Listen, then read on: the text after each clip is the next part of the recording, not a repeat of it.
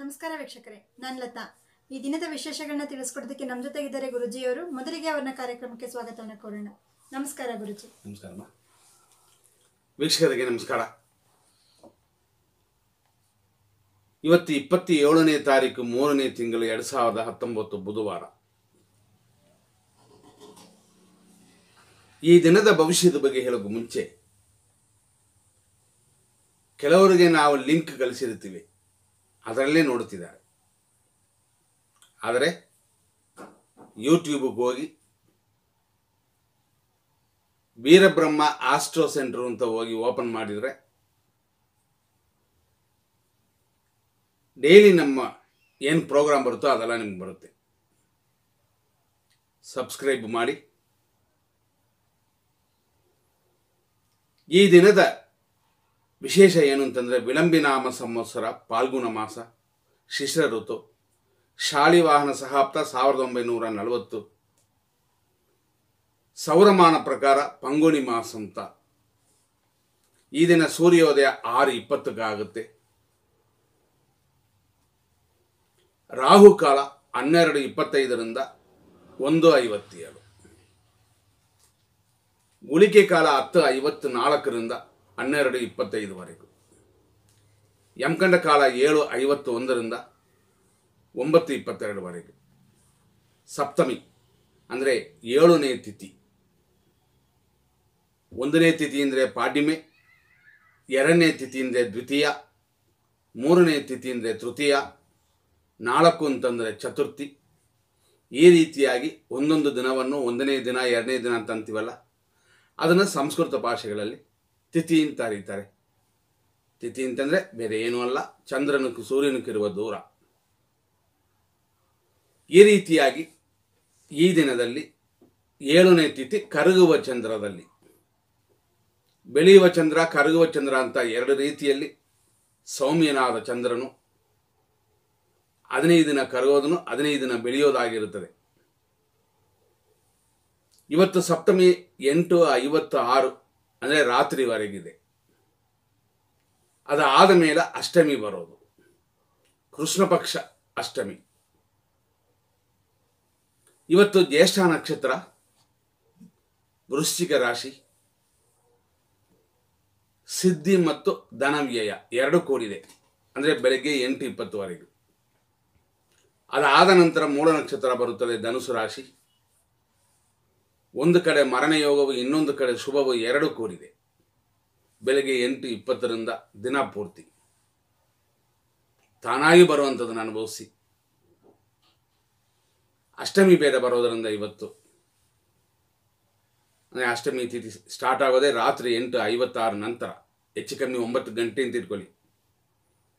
ಆದ್ದರಿಂದ 27ನೇ ತಾರೀಕಾದ ಬುಧವಾರವು ರಾತ್ರಿಯಿಂದಲೂ 28 ಅಂದರೆ ಗುರುವಾರ ನವಮಿ ಬರೋದರಿಂದ ಅಷ್ಟಮಿ ನವಮಿಯಲ್ಲಿ ಹೊಸ ಕಾರ್ಯಗಳನ್ನು ಮಾಡಬಾರದು, ಇನ್ವೆಸ್ಟ್ ಮಾಡಬಾರದು, ಅಂಗಡಿಗಳು ಓಪನ್ ಮಾಡೋದು ಬೇಡ, ನೂತನ ಕಾರ್ಯಗಳು ಬೇಡ ಅಂತ. ಈ ದಿನದಲ್ಲಿ ವಿಶೇಷವಾಗಿ ಗ್ರಹ ಕುಂಡಲಿ ಹಿಂಗಿದೆ ಅಂತ ನೋಡೋಣ. ಸಾಮಾನ್ಯವಾಗಿ ಎಲ್ಲ ಗ್ರಹಗಳು 360 ಡಿಗ್ರಿ ಒಳಗಡೆನೆ ಸುತ್ತುತ್ತಾ ಇರ್ತದೆ. ಇದೊಂದು ವಿಚಿತ್ರ, ಬುಗುರಿ ಸುತ್ತದಂಗೆ ಇದು. ಸೂರ್ಯನು ಇವತ್ತು ಮೀನರಾಶಿಯಲ್ಲಿದೆ.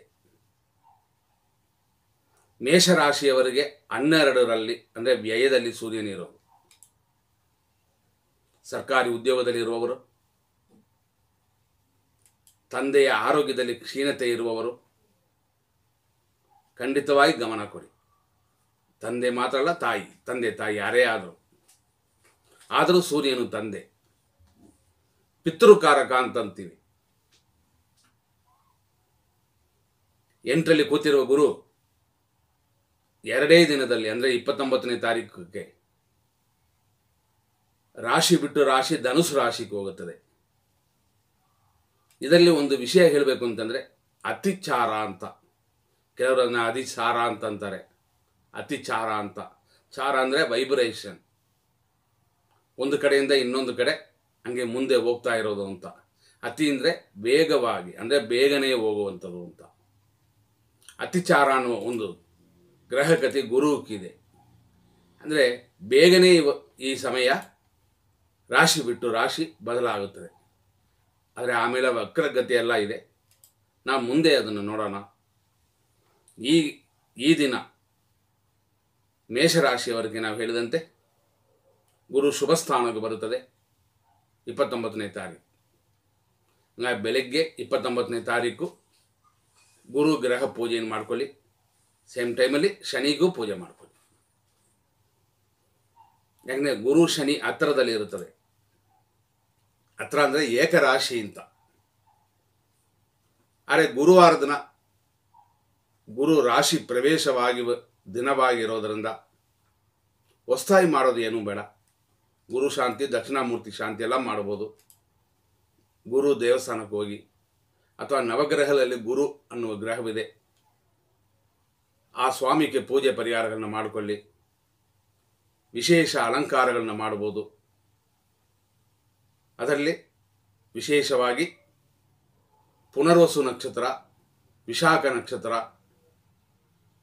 ಮತ್ತು ಪೂರ್ವಭಾದ್ರ ನಕ್ಷತ್ರದಲ್ಲಿ ಹುಟ್ಟಿದವರು, ತಾರೀಖು ಪ್ರಕಾರ 3ನೇ ತಾರೀಕು 12, 21, 30 ಈ ತಾರೀಖುಗಳಲ್ಲಿ ಹುಟ್ಟಿದವರು, ಮೀನ ಮತ್ತು ಧನುಸು ರಾಶಿಯವರು ವಿಶೇಷವಾಗಿ ಗುರುವಿಗೆ ಅರ್ಚನೆ ಆರಾಧನೆಗಳನ್ನು ಮಾಡಿಕೊಳ್ಳಿ. ಗಂಧ ಗುರುವಿಗೆ ಕಡಲೆಕಾಳು, ಹಳದಿ ಹೂವು ಈ ರೀತಿಯಾಗಿ ಗುರುವಿಗೆ ಪೂಜೆ ಮಾಡ್ಕೋಬೋದು ಅಥವಾ ಅರ್ಚನೆಯನ್ನು ಮಾಡ್ಕೋಬೋದು. ವೃಷಭ ರಾಶಿಯವರಿಗೆ ಹೆಂಗಿದೆ ಅಂತಂದರೆ, ಇಲ್ಲಿವರೆಗೂ 7ರಲ್ಲಿದ್ದ ಗುರು 8ಗೆ ಹೋಗುತ್ತದೆ. ಅತಿಚಾರದಲ್ಲಿ ಬೇಗನೆ ಹೋಗುತ್ತದೆ ಇದು. ಗುರುವಿನ ಪೂಜೆ 29ನೇ ತಾರೀಕಿಗೆ ಮಾಡ್ಕೊಳ್ಳಿ. ಖಂಡಿತ ನೀವು ಮಾಡಲೇಬೇಕು. ಯಾಕಂತಂದರೆ ನಿಮಗೆ ಅಷ್ಟಮಕ್ಕೆ ಗುರು ಹೋಗೋದರಿಂದ ಖಂಡಿತವಾಗಿ ಮಾಡಬೇಕು. ಹಿರಿಯಲ್ಲಿ ಗೌರವ ಕೊಡಿ. ಹಿರಿಯರು ಯಾರೇ ಆಗಬಹುದು, ಗುರುಗಳಾಗಿ ತಂದೆಯಾಗಿ ಯಾರೇ ಆಗಬಹುದು. ಸ್ವಲ್ಪ ನಷ್ಟದ ಮುಖ ಕಾಣಿಸ್ತದೆ, ಎಚ್ಚರ. ಮಿಥುನ ರಾಶಿಯವರಿಗೆ ಗುರುಬಲ ಬರುತ್ತದೆ, ಸಪ್ತಮಕ್ಕೆ ಬರುತ್ತದೆ.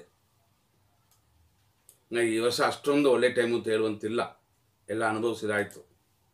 ಅದರಲ್ಲೂ ಮಿಥುನ ರಾಶಿಯವರಿಗೆ 29ನೇ ತಾರೀಕುವರೆಗೂ 29 ಕಳೆಯುವವರೆಗೂ ಗುರುಗಳಲ್ಲಿ ಆಶೀರ್ವಾದ ತಗೊಳ್ಳಿ. ಗುರುಗಳ ಹತ್ರ ಚೆನ್ನಾಗಿರಿ, ಹಿರಿಯರಲ್ಲಿ ಚೆನ್ನಾಗಿರಿ. ಯಾಕೆಂತಂದರೆ ಈಗ ಅವನು 6ನೇ ಸ್ಥಾನದಲ್ಲಿ ಋಣ, ರೋಗ ಮತ್ತು ತೊಂದರೆಗಳನ್ನು ಅನುಭವಿಸುವಂಥ ಸಮಯವು. ಇದು ಬದಲಾಗುತ್ತದೆ 29 ನಂತರ. ಗುರುವನ್ನು ಪೂಜೆ ಮಾಡಿಕೊಳ್ಳಿ, ಗುರುಗಳಿಗೆ ಗೌರವ ಕೊಡಿ. ಕರ್ಕಾಟಕ ರಾಶಿಗೆ ನೋಡಬೇಕು ಅಂತಂದರೆ 6ನೇ ಸ್ಥಾನ ಅಂತ, ಋಣರೋಗ ಶತ್ರು ಸ್ಥಾನ ಅಂತ. ಸ್ವಲ್ಪ ಒಳ್ಳೆಯ ಸಮಯವಲ್ಲ. ಆದ್ದರಿಂದ ಖಂಡಿತವಾಗಿ ನೀವು ಗುರುಗಳಿಗೆ ಪೂಜೆ ಮಾಡಬೇಕು. ವಿಶೇಷ ಅರ್ಚನೆಗಳು ಮಾಡಿಸ್ಕೋಬಹುದು. ಅದರಲ್ಲೂ ವಿಶೇಷವಾಗಿ ಕಟಕಕ್ಕೆ 8ರಲ್ಲಿ ನಷ್ಟದಲ್ಲಿ ಶುಕ್ರ ಮತ್ತು ಬುಧ ಇದೆ. ಭಾಗ್ಯದಲ್ಲಿ ಸೂರ್ಯನಿದೆ. ಸ್ವಲ್ಪ ನವಗ್ರಹ ಸುತ್ತು ಬರುವಂಥದ್ದು ಒಳ್ಳೆಯದಲ್ವಾ, ದೋಷಗಳನ್ನ ಕಡಿಮೆ ಮಾಡಿಕೊಳ್ಳೋಕ್ಕೆ. ಸಿಂಹರಾಶಿಯವರಿಗೆ 5ಕ್ಕೆ ಹೋಗುತ್ತದೆ ಗುರು. ಸ್ವಲ್ಪ ಸಂಕಟಗಳು, ಕಾಯಿಲೆಗಳು, ನೋವುಗಳನ್ನೆಲ್ಲ ಅನುಭವಿಸಿದಿವೆ. ಉಸಿರು ಬಿಡುವಂಥ ಸಮಯ. ನೀಟಾಗಿ ಒಂದೇ ಜಾಗದಲ್ಲಿ ಕೂತ್ಕೊಂಡಿದ್ದೀವಿ ಅಂತ ಹೇಳ್ಬೋದು. ಸ್ವಲ್ಪ ಕಾಲುಗಳನ್ನು ಉದ್ದಕ್ಕೆ ಬಿಟ್ಟು ಆಯಾಸನ ಹೋಗಲಾಡಿಸಿ, ಶುಭವು ಉಂಟಾಗುತ್ತದೆ. ಆದರೆ ಈ ಸಮಯದಲ್ಲಿ ಕೇತುವಿಗೆ ಪೂಜೆ ಮಾಡಿಕೊಳ್ಳಿ. ಯಾಕೆಂತಂದರೆ ಗುರು ಹೋಗುವ ರಾಶಿಯಲ್ಲಿ ಕೇತು ಇದೆ. ಕನ್ಯಾ ರಾಶಿಯವರಿಗೆ ಗುರು 4ರಲ್ಲಿ ಹೋಗಿದೆ. ಇನ್ನೂ ಅಷ್ಟೊಂದು ಒಳ್ಳೆಯ ಸ್ಥಾನ ಅಲ್ಲ. ಗುರು ಹೋಗುವ 29ನೇ ತಾರೀಕು ನಿಮ್ಮ ಹೆಸರು ನಕ್ಷತ್ರಗಳು ಹೇಳಿ ಪೂಜೆ ಮಾಡಿಸ್ಕೊಳ್ಳಿ. ನವಗ್ರಹಗಳಲ್ಲಿ ಗುರು ದೇವಸ್ಥಾನಕ್ಕೆ, ಅಂದರೆ ಗುರು ದೇವಸ್ಥಾನ ಅಂತಂದರೆ ಇಲ್ಲೆಲ್ಲ ನವಗ್ರಹಗಳ ಜೊತೆ ಗುರು ಒಬ್ಬನು ಸಪ್ರೇಟ್ ಇದ್ದಾನೆ. ಆದರೆ ಗುರುಕ್ಕೂ ಅಂತ ದೇವಸ್ಥಾನ ಸಪ್ರೇಟಾಗಿ ಇರಲಿಲ್ಲ. ಸಾಧ್ಯವಾದವರು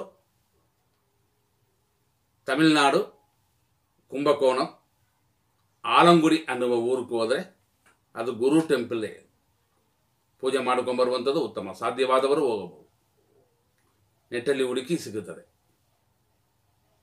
ತುಲಾರಾಶಿಯವರಿಗೆ ಇಲ್ಲಿವರೆಗೂ ಗುರು 2ರಲ್ಲಿತ್ತು, ನೆಕ್ಸ್ಟ್ 3ಕ್ಕೆ ಹೋಗುತ್ತದೆ. ಇನ್ನು ಮುಂದೆ ಖರ್ಚು ಕಡಿಮೆ ಮಾಡಿಕೊಳ್ಳಿ. ಕಷ್ಟ ಬರುತ್ತೆ ಅಂತಲ್ಲ, ಖರ್ಚು ಕಡಿಮೆ ಮಾಡಿಕೊಂಡ್ರೆ ಎಲ್ಲವೂ ಒಳ್ಳೆಯದಾಗುತ್ತದೆ. 3ನೇ ಸ್ಥಾನದಲ್ಲಿ ಶನಿ ಬರುತ್ತೆ, ಅದರ ಜೊತೆ ಗುರು ಸೇರೋದರಿಂದ ಕಿವಿಯ ತೊಂದರೆ ಇರುವವರು ಸರಿಯಾಗಿ ವೈದ್ಯರು ಹೇಳಿದಂತೆ, ಅಂದರೆ ENT ಪ್ರಾಬ್ಲಮ್ ಇರುವವರು ಔಷಧಿಗಳನ್ನು ತಗೊಳ್ಳಿ. ಇದರಲ್ಲಿ ವಿಶೇಷವಾಗಿ ಹೇಳಬೇಕು ಅಂತಂದರೆ ಚಂದ್ರನು 8ರಲ್ಲಿ ಕೂತಿದೆ, ಅಂದರೆ ಮೇಷರಾಶಿಯವರಿಗೆ. ಮೇಷರಾಶಿಯವರು ಗ್ಯಾರಂಟಿ ಈ ದಿನದಲ್ಲಿ ಕೇರ್ ತಗೋಬೇಕು ಅಂತ. ಧನುಸು ರಾಶಿಗೆ ಬರೋಣ. ಧನುಸಲ್ಲಿ ಶನಿ ಇರುತ್ತದೆ, ಗುರು ಇರುತ್ತದೆ, ಕೇತು ಇರುತ್ತದೆ. ಹಂಗಾಗಿ ಜನ್ಮದ ಮೇಲೆ ಅಂದರೆ ತಲೆ ಮೇಲೆ ಅಂತ. ಧನುಸಲ್ಲಿ ಕೂತಿರುವ ಶನಿ ಮತ್ತು ಕೇತು ಗ್ರಹವನ್ನು ಜೊತೆಯಲ್ಲಿ 29ನೇ ತಾರೀಕಿನ ನಂತರ ಗುರುವು ಬಂದಿರುತ್ತದೆ. 3 ಗ್ರಹಗಳನ್ನು ರಾಹು ಒಬ್ಬನೇ ನೋಡುತ್ತಾನೆ. ಆದರೆ ರಾಹುವನ್ನು ಶನಿ, ಕೇತು, ಗುರು ಅನ್ನುವ 3 ಗ್ರಹ ದೃಷ್ಟಿಯನ್ನು ಅದರ ಮೇಲೆ ಬೀಳುತ್ತದೆ. ಯಾರು 4ನೇ ತಾರೀಕು, 13ನೇ ತಾರೀಕು, 22ನೇ ತಾರೀಕು, 31ನೇ ತಾರೀಕಲ್ಲಿ ಹುಟ್ಟಿದರೋ ಮತ್ತು ಆರುದ್ರ ನಕ್ಷತ್ರ, ಸ್ವಾತಿ, ಶತಭಿಷ ನಕ್ಷತ್ರದಲ್ಲಿ ಹುಟ್ಟಿದರೋ ಖಂಡಿತವಾಗಿ ರಾಹುವನ್ನು ಪೂಜೆ ಮಾಡಿಕೊಳ್ಳಿ, ಗುರುವನ್ನು ಬೇಡಿಕೊಳ್ಳಿ, ಒಳ್ಳೆಯದಾಗಲಿ ಅಂತ. ಬಾಳುವ ಬದುಕಿರುವ ಗುರುಗಳು ಇನ್ನೂ ಉತ್ತಮ, ಒಳ್ಳೆಯ ಗುರುಗಳಾದರೆ. ಮಕರ ರಾಶಿ, ಗುರು, ಶನಿ, ಕೇತು ಎಲ್ಲ ವ್ಯಯದಲ್ಲಿ ವೇಸ್ಟ್ ಖರ್ಚುಗಳು ಬರುತ್ತದೆ. ಒಳ್ಳೆಯ ಖರ್ಚಲ್ಲದೆ ಹಾಸ್ಪಿಟಲು ಅದು ಇದು ಅಂತ ಖರ್ಚುಗಳಾಗುತ್ತದೆ. ಆದಷ್ಟು ಖರ್ಚುಗಳನ್ನ ಕಡಿಮೆ ಮಾಡಿಕೊಳ್ಳಿ. ದೇವರಿಗೆ ಬರೀ ಕರ್ಪೂರ ಹಚ್ಚಿ ಸಾಕು. ಆಮೇಲೆ ವಿಶೇಷ ಪೂಜೆಗಳು ಕೂಡ ಮಾಡೋಣ. 1 kg ತಗೊಳ್ಳುವ ಐಟಮ್ನಲ್ಲಿ ಒಂದು ಅರ್ಧ kg ತಗೊಳ್ಳಿ, ಖಾಲಿ ಆದ ಮೇಲೆ ಮತ್ತೆ ತಗೊಳ್ಳೋಣ. ಮಕರ ರಾಶಿ, ಆದ್ದರಿಂದ ಇದು ಶನಿ ಮನೆ ಆಗಿರೋದ್ರಿಂದ ಶನಿಯೂ ಕಣ್ಮರೆ ಅಂತ ಅದರಿಂದಲೇ ಹೇಳಿದ್ದೇವೆ. ಕುಂಭರಾಶಿ ನೆಕ್ಸ್ಟ್. ಕುಂಭರಾಶಿಯಲ್ಲಿ ಶುಕ್ರನಿದೆ. ಬೃಷ್ಟಾಂತ ಭೋಜನಗಳು, ಹೋಟೆಲ್ ಊಟ, ಹಂಗಾಗಿ ಕಾಲ ಕಳಿತೀರ ಈ ವಾರ. ಬುಧನೂ ಅಲ್ಲಿದೆ. ಕಲಾವಿದರು ಖಂಡಿತವಾಗಿ ಅನುಕೂಲ ಪಡೆಯುವ ಸಮಯವಿದು. ಹೆಸರು ಬರುತ್ತದೆ, ಕೀರ್ತಿ ಉಂಟಾಗುತ್ತದೆ. ಚೌಟ್ರಿ ಅಂದರೆ ಮದುವೆ ಛತ್ರ ಇದು ಇಟ್ಟಿರೋವರೆಗೂ, ಥಿಯೇಟ್ರ್ ಇಟ್ಟಿರೋವರೆಗೂ ಒಳ್ಳೆಯ ಸಮಯವೇ. ಆದರೂ ಸೂರ್ಯನು ಮೇಷರಾಶಿಗೆ ಹೋಗುವವರೆಗೂ, ಅಂದರೆ ಏಪ್ರಿಲ್ ತಿಂಗಳು ಹೆಚ್ಚು ಕಮ್ಮಿ 14ನೇ ತಾರೀಕುವರೆಗೂ ಸ್ವಲ್ಪ ಡಲ್ ಇರುತ್ತದೆ. ಮೀನರಾಶಿಯವರಿಗೆ ವ್ಯಯದಲ್ಲಿ ಶುಕ್ರನಿದೆ, ಬುಧನಿದೆ. ಕರ್ಮಸ್ಥಾನದಲ್ಲಿ ಶನಿ, ಕೇತು. ಆದರೂ 29ನೇ ತಾರೀಕು ಮೇಲೆ ಗುರುವು ಸೇರುತ್ತದೆ. ಅಷ್ಟೊಂದು ಶುಭ ಸಮಯವಲ್ಲ. ಖಂಡಿತವಾಗಿ ಗ್ರಹ ಶಾಂತಿ ಮಾಡಿಕೊಳ್ಳಿ. ದೇವರ ಹತ್ರ ಬೇಡ, ಗ್ರಹದ ಹತ್ರ ಬೇಡ ಅಂತಂದರೆ ಚಾತುರ್ಯವಾಗಿ ಮಾತಾಡುವ ರೀತಿಯಲ್ಲಿ ಒಳ್ಳೆಯ ಹೆಸರು ಪಡ್ಕೊಳ್ಳಿ. ಇಲ್ಲಿಯವರೆಗೂ ನಾವು ಇಷ್ಟು ವಿಷಯಗಳು ನೋಡಿದ್ವಿ. ಜನರಲ್ ಆಗಿ ಒಂದು ವಿಷಯ ಹೇಳಬೇಕು ಅಂತಂದರೆ, ಅತಿಚಾರ ಅಂತ ಅನ್ನುವ ಶೀಘ್ರವೇ ಗುರು ಇವತ್ತಿಗೆ ಅಂದರೆ 29ನೇ ತಾರೀಕಿಗೆ ಧನುಸು ರಾಶಿಗೆ ಹೋಗೋದ್ರಿಂದ ಇನ್ನೂ ಲೇಟಾಗಿ ಹೋಗಬೇಕಾಯಿತು ಗುರು, ಅಂದರೆ ರಾಶಿ ಪ್ರವೇಶ ಬೇಗನೆ ಹೋಗೋದರಿಂದ ಗುರುಕಿ ಅತ್ತಿಚ್ಚಾರ ಅನ್ನೋದು ವಿಶೇಷವಾಗಿ ಕೊಟ್ಟಿರುವ ಒಂದು ವಿಶೇಷ ಗುಣಗಳು. ಆದ್ದರಿಂದಲೇ ಗುರುವನ್ನು ಪೂಜೆ ಮಾಡಿ ಅಂತಂತೀವಿ. ಗುರುಕ ಅಧಿಪತಿ ಯಾರು ಅಂದರೆ ದಕ್ಷಿಣಾಮೂರ್ತಿ. ಬಣ್ಣಗಳಲ್ಲಿ ಇವನ ಹಳದಿ ಬಣ್ಣ. ಗುರುವಲ್ಲಿ ವಿಶೇಷ ಏನು ಅಂತಂದರೆ ಚಿನ್ನ ಒಡವೆಕ್ಕೆ ಗುರು, ವಿದ್ಯೆಗೆ ಗುರು, ಮದುವೆ ಆಗಬೇಕಾದರೆ ಗುರು.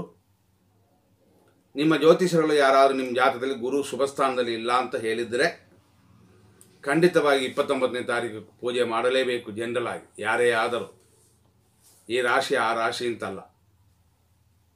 ಯಾರು ಜಾತಕದಲ್ಲ ಗುರು ಜೊತೆ ಶನಿ ಮತ್ತು ರಾಹು ಯಾವುದಾದ್ರು ಒಂದು ಕೂಡಿದ್ದರೂ ಅವರು ಗುರುಗಳಿಗೆ ಪೂಜೆ ಮಾಡಿ.